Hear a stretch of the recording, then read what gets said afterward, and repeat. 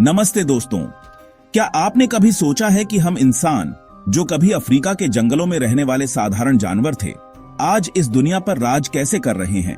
यह कहानी हमारी यानी होमो सेपियंस की कहानी है। युval नोआ हरारी की किताब सेपियंस हमें इसी अविश्वसनीय सफर पर ले जाती है। ये यात्रा लाखों साल पहले शुरू हुई थी।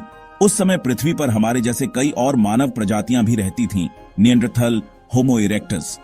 फिर भी हम ही अकेले बच पाए। ऐसा क्यों हुआ? हमारी जीत का राज हमारी सोचने, संवाद करने और मिलकर काम करने की अनोखी क्षमता में छिपा था।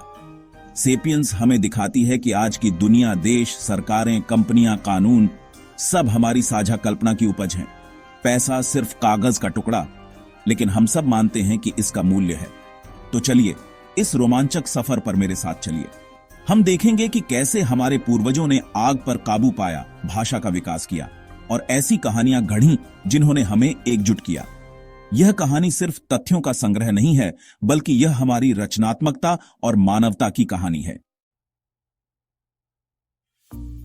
लगभग 70,000 साल पहले हमारे इतिहास में संज्ञानात्मक क्रांति हुई। यह हमारे दिमाग के अंदर हुआ एक विस्फोट था। अचानक होमो सेपियंस ने नए तरीकों से सोचना और संवाद करना शुरू कर दिया। अब हम अतीत और भविष्य के बारे में बात कर सकते थे और उन चीजों के बारे में भी जो मौजूद ही नहीं थी। यही थी हमारी सबसे बड़ी महाशक्ति, कल्पना। कल्पना की शक्ति ने हमें दूसरी मानव प्रजातियों से अलग बनाया। हम देवी देवताओं, राष्ट्रों और न्याय जैसी काल्पनिक चीजों के बारे में कहानियां गढ़ सकते थे। इन कहानियों ने हमें बड़ी संख्या में एक साथ काम करने की क्षमता दी। सोचिए, एक छोटी सी कहानी कैसे दुनिया बदल सकती है। कंपनियां जैसे गूगल या एप्पल असल में कानूनी कल्पनाएं हैं जिन पर लाखों लोग विश्वास करते हैं। यह क्रांति हमें सिखाती है कि हमारी कहानियां ही हमारी वास्तविकता को आकार देती हैं। हमारे पूर्वजों ने राष्ट्रों, मानवाधिकारों की कल्पना की और आज वे हकीकत हैं। इसका मतलब है कि हम भी नई कहानियां गढ़ सकते हैं। अगर हम अपनी कहानी पर विश्वास करें तो हम उसे हकीकत बना सकते हैं। कल्पना की शक्ति ने हमें बड़े पैमाने पर सहयोग करने की क्षमता दी। दुनिया में कोई और जानवर ऐसा नहीं कर सकता। चींटियां और मधुमक्खियां भी सहयोग करती हैं, लेकिन उनका व्यवहार बदल नहीं सकता। इंसान अपने सामाजिक ढांचे को तेजी से बदल सकते हैं, क्योंकि हम साझा कहानियों पर विश्वास करते हैं। सोचिए, आपकी सुबह की चाय कितने अजनबियों के सहयोग से आपके पास पहुंचती है। किसान, मजदूर, दुकानदार, जिन्हें आप जानते भी नहीं। मिस्र के पिरामिड, चीन की दीवार या इंसानों का चांद पर पहुंचना, ये सब हजारों अजनबियों के सहयोग का नतीजा है। जब हम अपने मतभेद भुलाकर एकजुट होते हैं तो हम असंभव को संभव बना सकते हैं। आज की चुनौतियां, जलवायु परिवर्तन, गरीबी, सिर्फ वैश्विक सहयोग से ही हल हो सकती हैं। हमें नई कहानियों की जरूरत है जो पूरी मानवता को जोड़ सकें।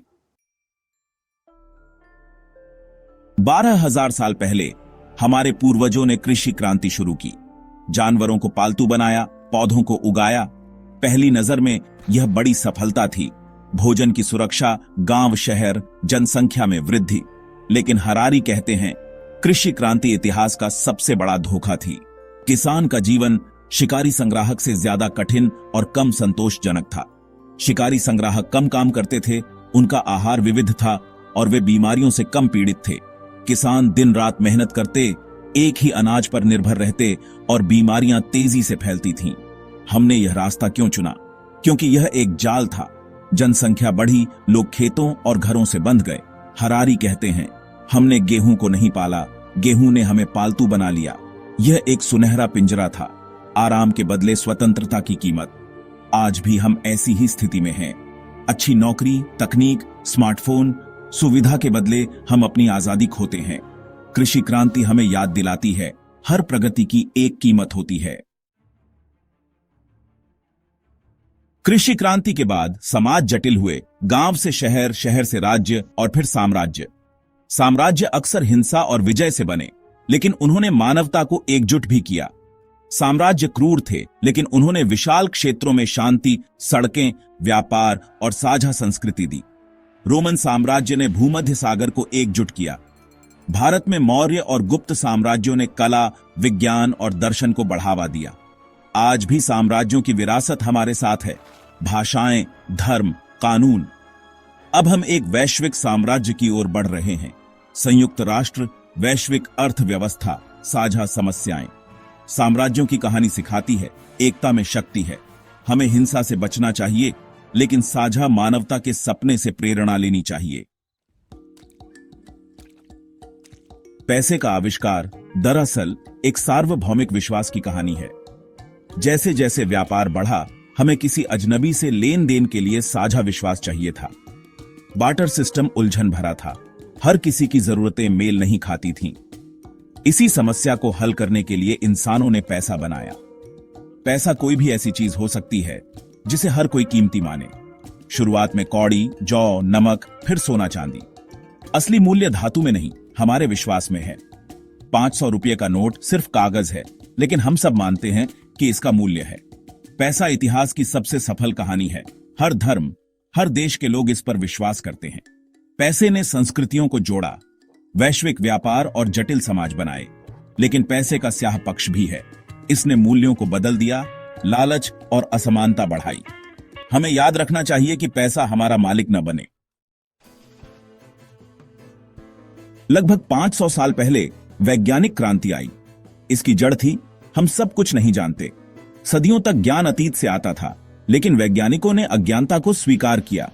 वैज्ञानिक सवाल पूछते हैं, अवलोकन और प्रयोग करते हैं और अपने सिद्धांतों को बदलने के लिए तैयार रहते हैं।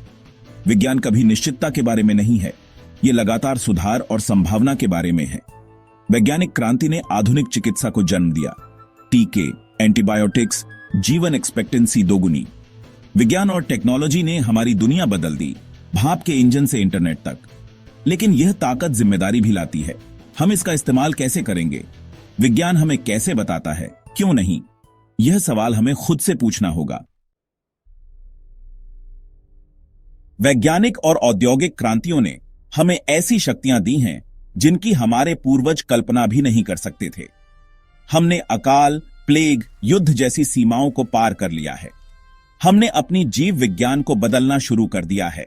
Genetic engineering, biotechnology, artificial intelligence. ये टेक्नोलॉजीज इंसानियत के लिए जबरदस्त मौके लेकर आती हैं। हम गरीबी, दुख, यहां तक कि अमरता का रहस्य भी खोल सकते हैं। लेकिन यह देवत्व भारी कीमत के साथ आता है। हमने अपने ग्रह को नुकसान पहुंचाया है। जलवायु परिवर्तन, वनों की कटाई, विलुप्ति। और सवाल है, क्या हम खुश हैं? हमारे पास ज्यादा पैसा, ताकत है, लेकिन क्या हम संतुष्ट हैं? खुशी भौतिक चीजों पर नहीं, उम्मीदों और रिश्तों पर निर्भर करती है। हम इतिहास के अहम मोड़ पर हैं। हमारे फैसले धरती के भविष्य को तय करेंगे। सेपियंस हमें आसान जवाब नहीं देती, लेकिन सही सवाल पूछने के लिए मजबूर करती है। हम अपनी ताकत का क्या करेंगे? सेपियंस की यात्रा दिखाती है कि हम कितनी अविश्वसनीय प्रजाति हैं।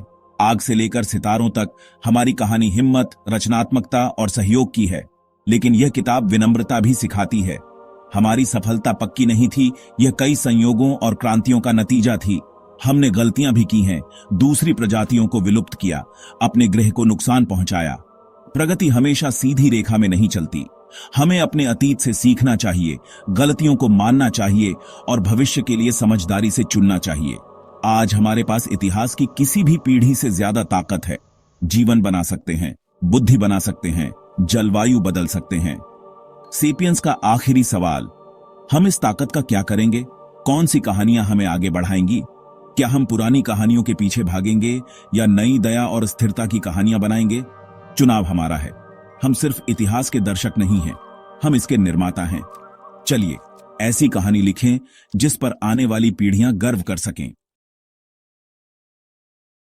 दोस्तों ये देखो, 57 लाख रुपीस से ज्यादा की इनकम, वो भी केवल ऑनलाइन बिजनेस करके। लेकिन क्या आपको पता है, मैक्सिमम लोग ऑनलाइन बिजनेस में फेल हो जाते हैं क्योंकि उनके पास वो स्किल्स नहीं होती जो ऑनलाइन बिजनेस करने के लिए रिक्वायर्ड होती है।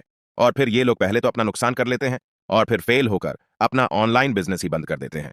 और अगर आप भी ऑनलाइन बिजनेस में बार बार फेलियर का सामना कर रहे हैं और वो सभी स्किल्स सीखना चाहते हैं जो ऑनलाइन बिजनेस करने के लिए रिक्वायर्ड होती है, तो हम आपके लिए लेकर आए हैं हाई डिमांडिंग स्किल्स का एक ऐसा बंडल जिसमें हम आपको वो सभी स्किल्स सिखाएंगे जो कि ऑनलाइन बिजनेस करने के लिए रिक्वायर्ड होती है, जैसे कि Facebook ads, YouTube ads, Google ads, website creation, landing page creation, email marketing, automation, funnel building और इसके अलावा भी बहुत सारी स्किल्स आपको सिखाई जाएगी जिसमें मास्टरी हासिल करके आप 7 से भी ज्यादा तरह के ऑनलाइन बिजनेस कर सकते हैं, जैसे affiliate marketing, online course selling business, digital product selling business, online marketing agency, digital marketing agency, e commerce and drop shipping business, web services business. इतना ही नहीं, इसके अलावा अगर आप इससे अलग भी कोई और ऑनलाइन बिजनेस करते हैं, तब भी आपको इन सभी स्किल्स की जरूरत पड़ेगी।